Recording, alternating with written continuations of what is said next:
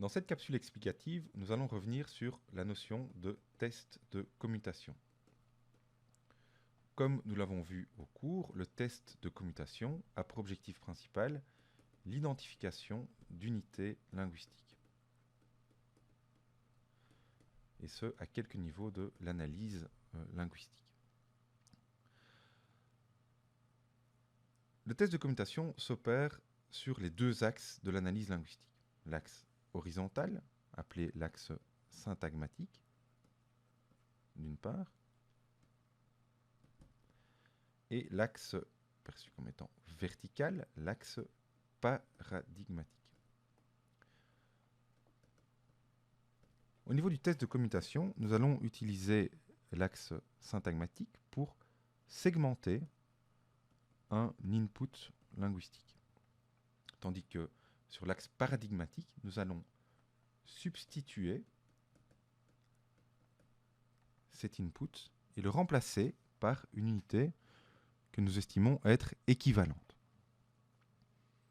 Si le test est positif, nous serons en présence de deux unités distinctes de la langue. Comme je le disais, le test de commutation s'opère à différents niveaux de l'analyse linguistique. Regardons ce que cela signifie, par exemple, au niveau de la phonologie et donc au niveau de l'identification de phonèmes. Si nous prenons le mot château, par exemple, il est composé de 4 phonèmes, le ch, le a, le t et le o. Nous pouvons décider de segmenter ce mot à un endroit aléatoire. Choisissons de le segmenter après le ch. Nous pouvons ensuite remplacer l'unité que nous avons isolée, donc le ch, par une unité équivalente. Prenons par exemple le b ou encore le r. Si nous remplaçons le ch par le b, nous obtenons un nouveau mot. 3 questions s'imposent alors. La première étant de savoir si ce nouveau mot, bateau en l'occurrence, appartient bel et bien à la langue française.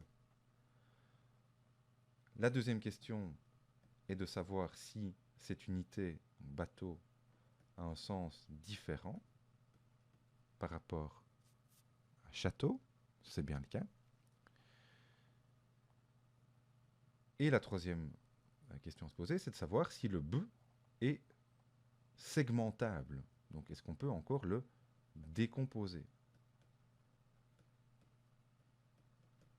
Ici, ce n'est pas le cas.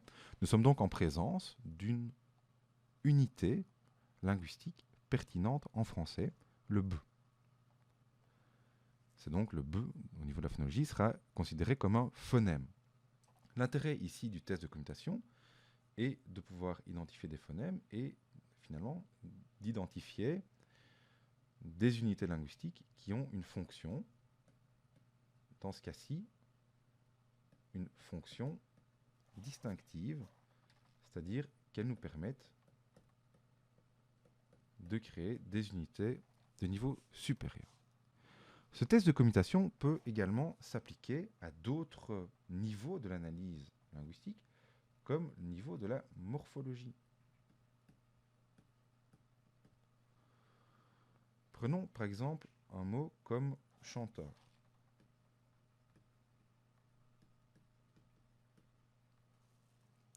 Nous décidons de segmenter le mot au niveau de chante. Nous obtenons deux unités, chante et heure, et nous pouvons décider de substituer ces unités par d'autres unités que nous estimons équivalentes. Nous pourrions par exemple remplacer chanteur par chante par sculpte ou par danse ou par acte, etc., etc. Dans les trois cas, nous observons que le fait de remplacer la racine chante par d'autres racines, comme sculpte, danse ou acte, va avoir pour effet de générer des nouvelles unités, des nouveaux mots en français, sculpteur, danseur, acteur. Ces unités ont des sens différents et il est impossible de les décomposer plus en avant. Nous sommes donc ici bien en présence de différents morphèmes de la langue française. Chante, sculpte, danse, acte. De même manière, on pourrait décider de remplacer l'unité heure par euse et nous obtiendrions un nouveau mot appartenant également à la langue française, de sens différents, difficile à décomposer plus en avant, ce qui nous indique que le morphème heure est un morphème de la langue française, tout comme le morphème euse. Nous avons donc pu identifier ici de nouvelles unités linguistiques qui ont également une fonction. Il ne s'agit ici pas de fonctions distinctives, mais bien de fonctions que nous pourrions appeler signifiantes, dans la mesure où elles nous permettent de combiner un sens à une forme. De manière peut-être plus globale, nous pouvons également appliquer le test de commutation à des questions de syntaxe, par exemple.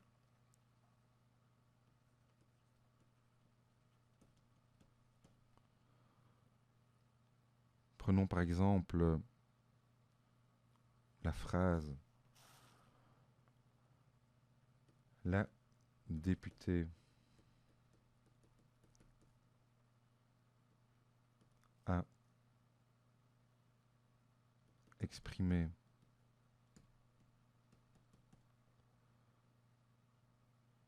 son avis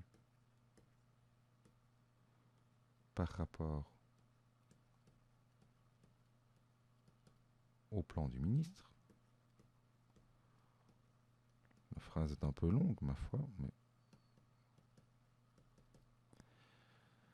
si nous décidons de segmenter cette unité linguistique, qui est la phrase, nous pourrions décider de la segmenter, par exemple, après la députée, et nous pourrions éventuellement remplacer la députée par le pronom elle.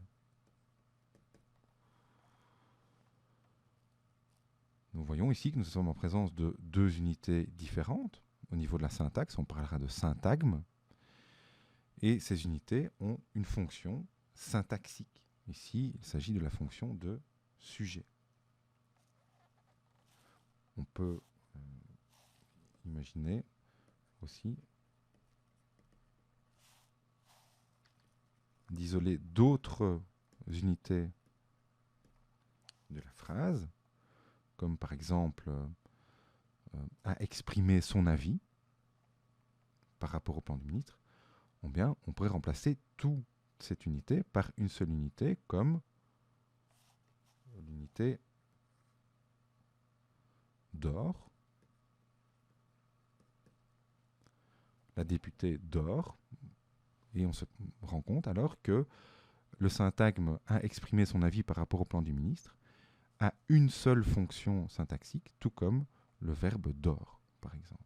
Et au sein de ce syntagme, on pourrait choisir également d'isoler d'autres unités, comme son avis, que l'on pourrait remplacer par son dégoût. Et nous nous rendons compte alors que nous avons ici, aussi au sein du syntagme verbal, de nouveau un syntagme nominal qui a la fonction de complément d'objet direct. Donc pour résumer simplement peut-être ici cette capsule, nous voyons que le test de commutation peut être appliqué du niveau local de l'analyse linguistique au niveau global, donc niveau local, donc le niveau local au niveau de l'analyse linguistique, au niveau des phonèmes, pardon. On peut aussi l'appliquer au niveau global, quand il s'agit d'identifier des syntagmes au niveau syntaxique. On pourrait aussi l'appliquer au niveau des phrases, on pourrait remplacer une phrase par une autre phrase. Mais donc, on peut l'appliquer à différents niveaux de l'analyse linguistique pour identifier des unités pertinentes dans une langue. Voilà ce qu'il faut retenir essentiellement de ce test de commutation.